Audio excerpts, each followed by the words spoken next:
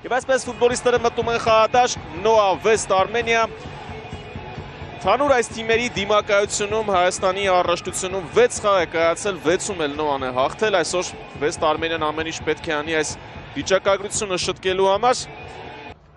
Դաշտի տերերից Նոա դասավորությունը չի փոխվել 4-3-3, հանդիպումը սկսված է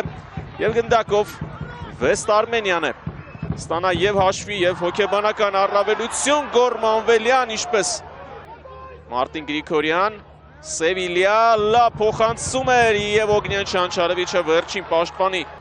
Համբարձումյան փոխանցում եւ կան ֆուտբոլիստներ, որոնք լավ են իրացնում տուգանայինները, Էրալդո Չինարի, նրա հարվածը եւ Ումրեյանը փրկում է։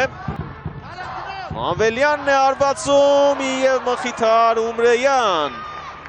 Հեռացնում է գնդակը, շարունակում է հետ մղել հեռվից հարվածները, սա կարևոր է դարպասապահի համար։ Հետևենք հիմա Նոայի տուգանայինին, Չինարի եւ Մանվելյան։ Գնդակի մոտ է, փոխանցում եւ 1-0։ Նոան գրոհ է կազմակերպել, Մաթեուս Այաս եւ Ումրեյան։ Տանգավոր է Այաս եւ 2-0։ Քոչարյան, Գրիգորյան, Սևիլիա, Գրիգորյանը եւ հարվածը։ 2-1 կրճատում է հաշվի տարբերությունը Վեստ Արմենիան, նորից Մարտին Գրիգորյանը։ Երրորդը ընթացիկ առաջնությունում Գրիգորյանի համար։